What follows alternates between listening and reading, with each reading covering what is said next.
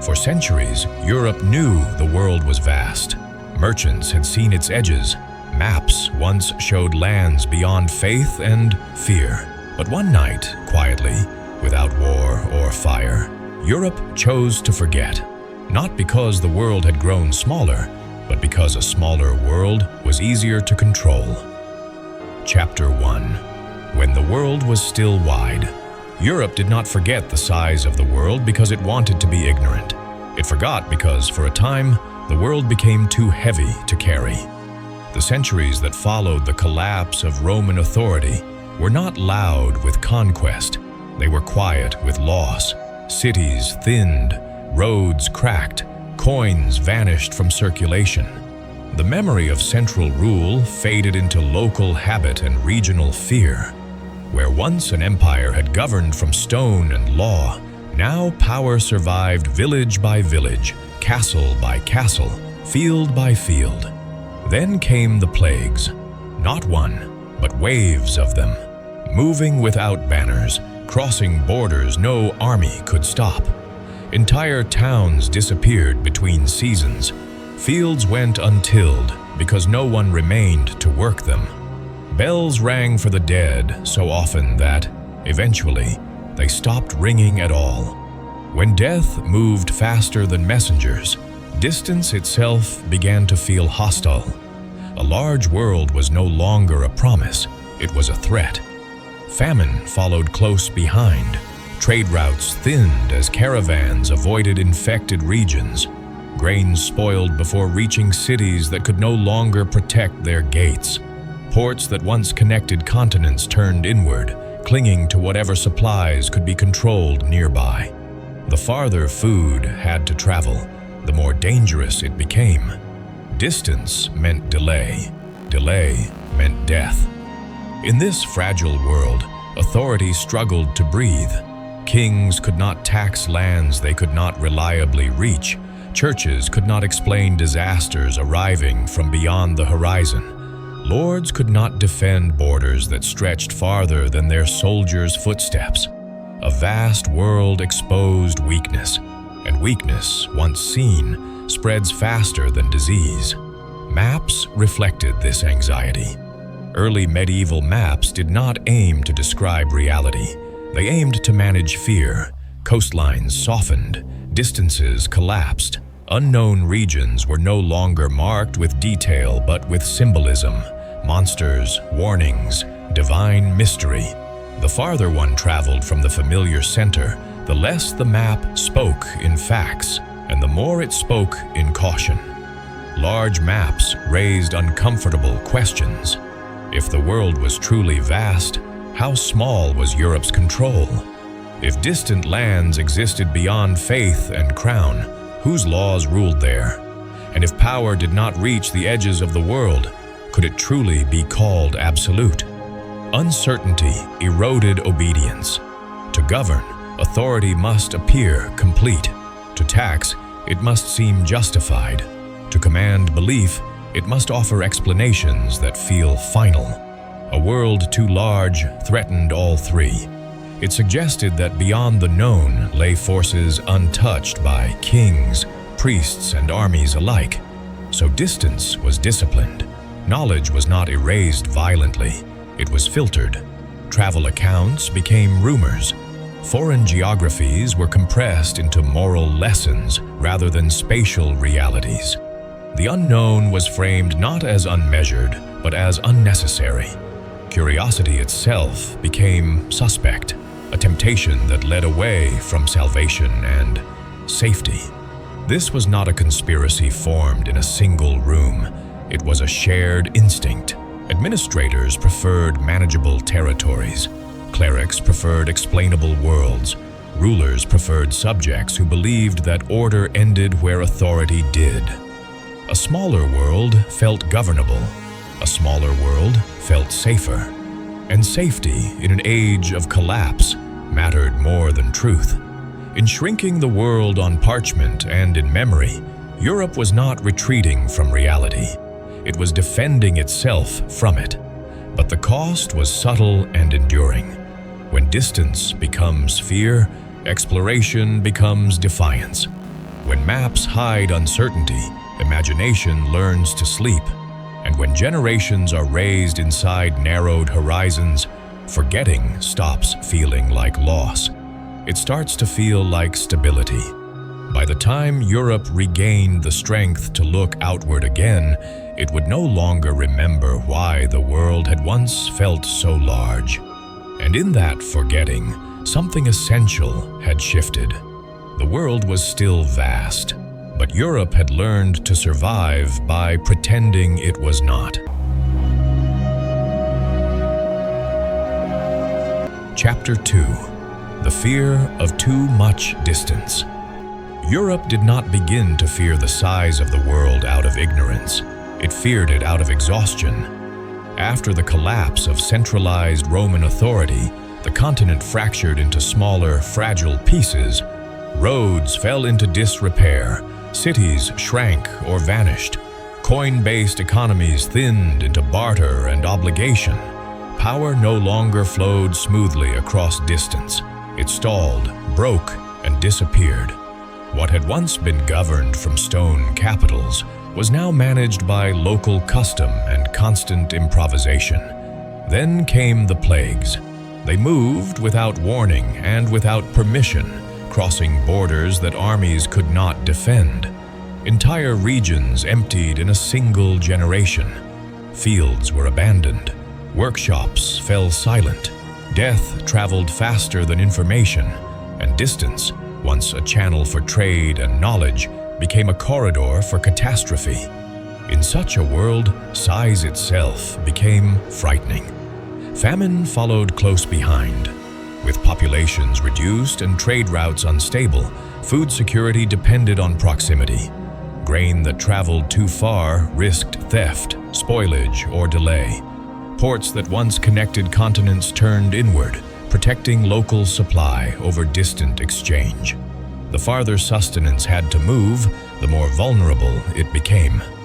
Distance was no longer opportunity, it was exposure. Political authorities struggled under this weight. Kings could not reliably tax lands they could not reach. Lords could not defend borders that extended beyond their immediate influence. The church faced questions it could not easily answer. Why suffering arrived from beyond the known world, and why prayer seemed powerless against it. A vast, interconnected world revealed the limits of control, and limits, once visible, weakened obedience. Maps began to change accordingly. They stopped expanding and started compressing. Geography became symbolic rather than precise. Familiar regions remained detailed, while distant lands dissolved into abstraction, moral warning, or theological mystery. Edges blurred, scale collapsed. The unknown was not measured, it was contained. Large maps carried dangerous implications. If the world was truly vast, then authority was incomplete. If distant lands existed beyond crown and creed, then power was conditional. And if control ended at the horizon, then certainty itself was an illusion. Uncertainty undermined rule. To govern effectively, authority must appear whole. To tax, it must seem rightful. To command belief, it must offer explanations that feel final. A large, complex world made none of this easy. It suggested forces beyond command, disasters without moral clarity, and spaces where power simply did not reach. So distance was quietly reduced. Knowledge was not destroyed, it was filtered. Travel accounts lost status. Foreign geographies were simplified or reframed as cautionary tales. Curiosity was no longer encouraged as wisdom, but discouraged as risk. A smaller world was easier to explain and easier to control. This shift was not the result of a single decision. It was a collective adjustment. Rulers, administrators, and institutions all found comfort in a world that appeared manageable. Stability mattered more than accuracy. Order mattered more than scale. In shrinking the world on parchment and in memory, Europe protected its fragile systems from collapsing under their own uncertainty. The world itself did not become smaller, but Europe learned to survive by believing it was.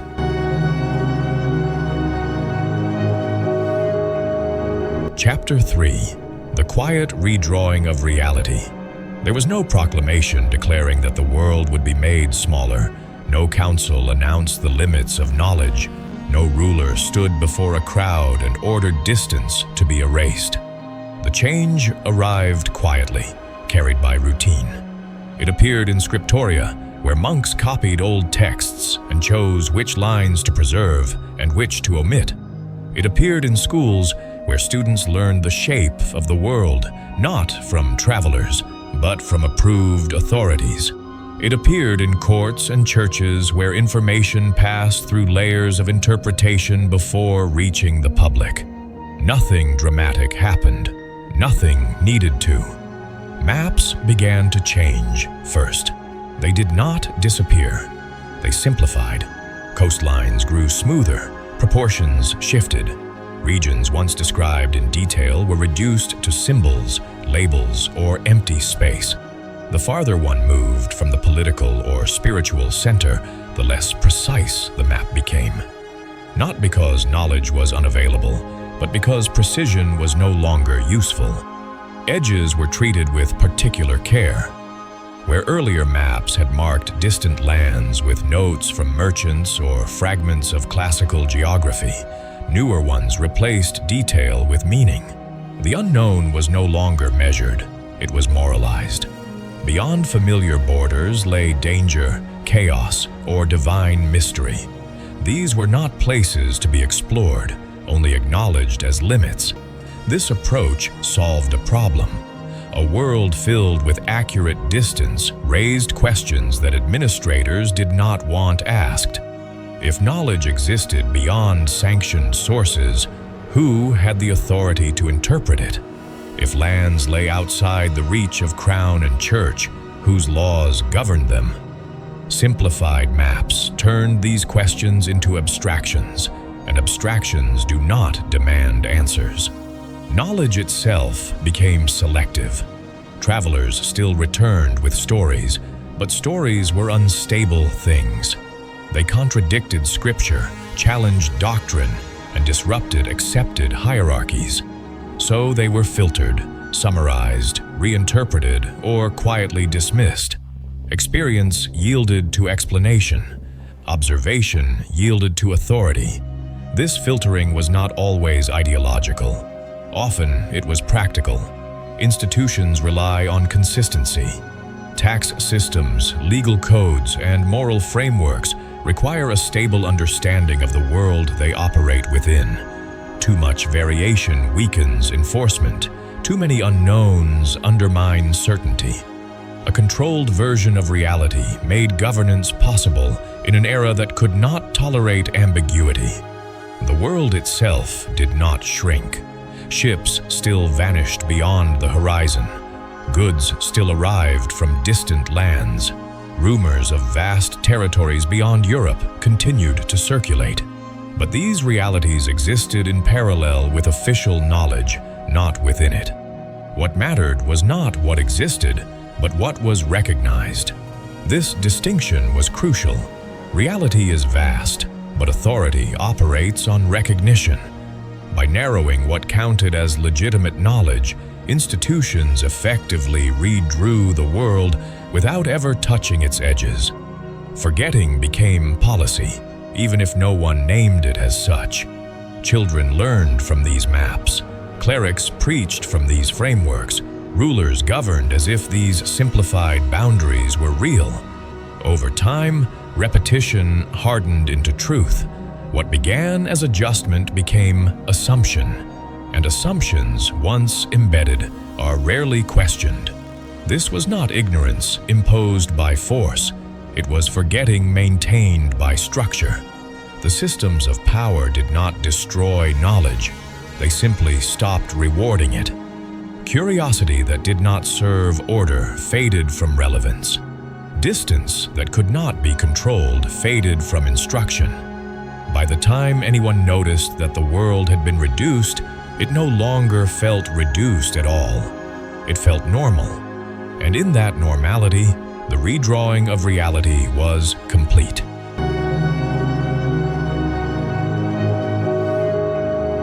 Chapter 4. The Generations Born. Inside a smaller world. Forgetting does not complete its work in a single lifetime.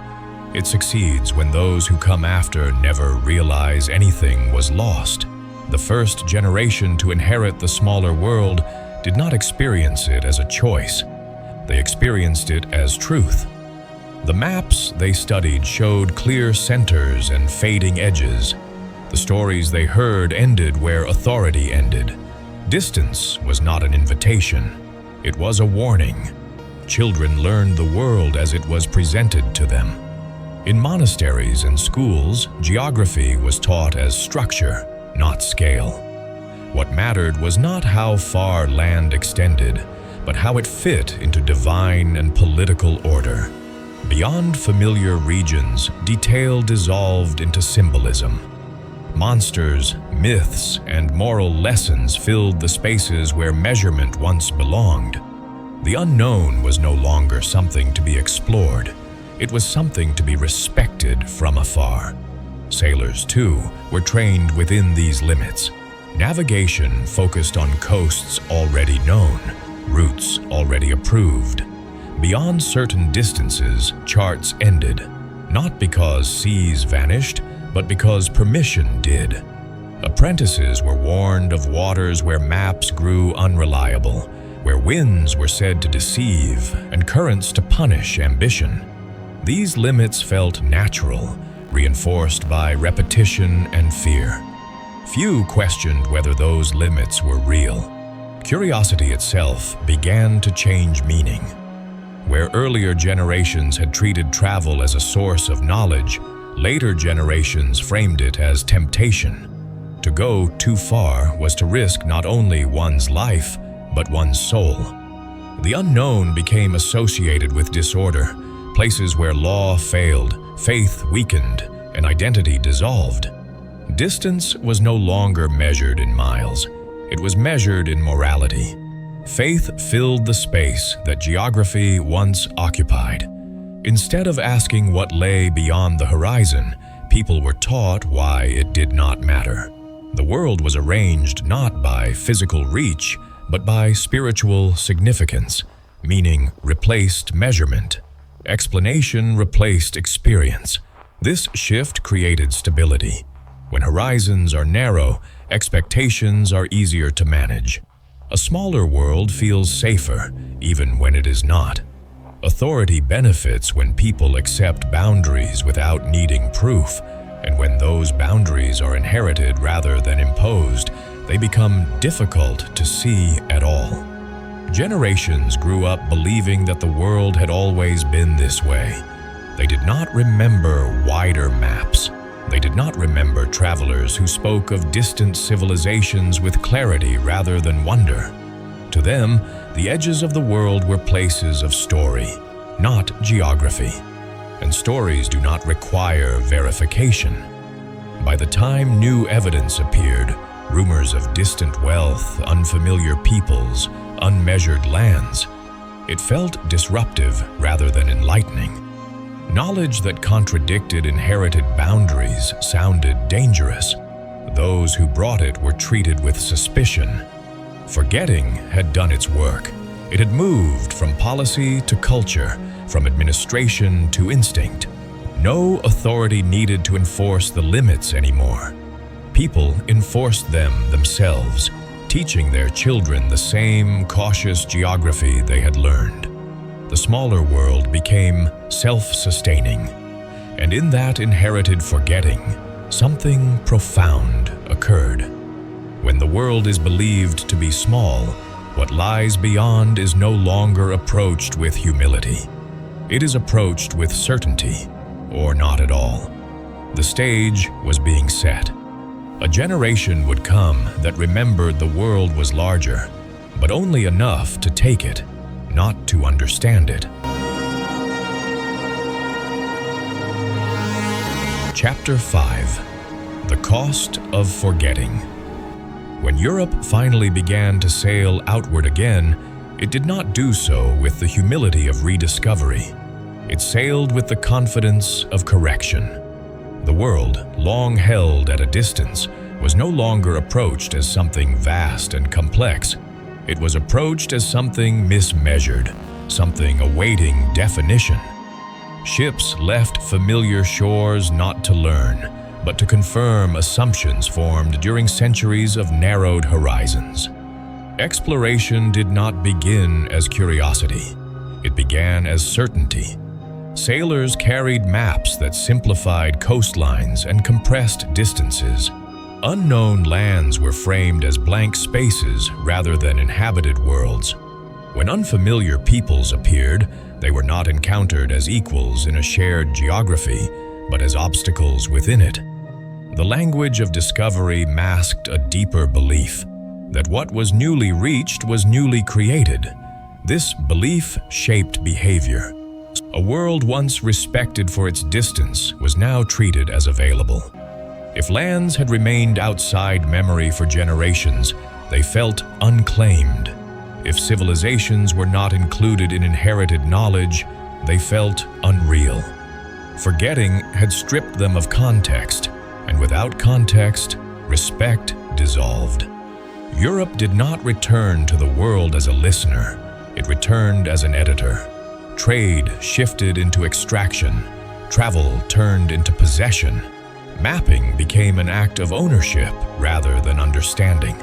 Names were assigned where names already existed. Borders were drawn where relationships had governed for centuries. The vastness of the world was no longer acknowledged. It was subdivided. The earlier fear of distance had left a lasting imprint. The solution to uncertainty was no longer withdrawal, but control.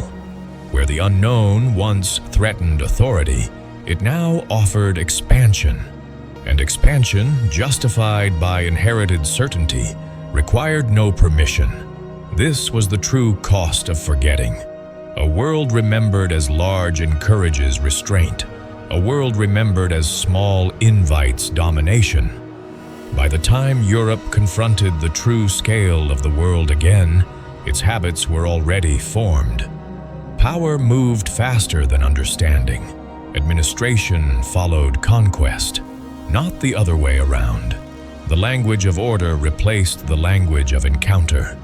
The past knowledge that the world was wide, populated, and complex had been lost just long enough to matter. And so Europe moved across oceans not as a participant in an existing world, but as an authority defining it. The forgetting that once protected fragile systems now fueled aggressive ones. The world had never stopped being vast, but Europe had forgotten what vastness required. And in that forgetting, it learned to take instead of learn. The world never grew larger. Europe simply remembered it again. And by then, the remembering came at a terrible cost. Subscribe our channel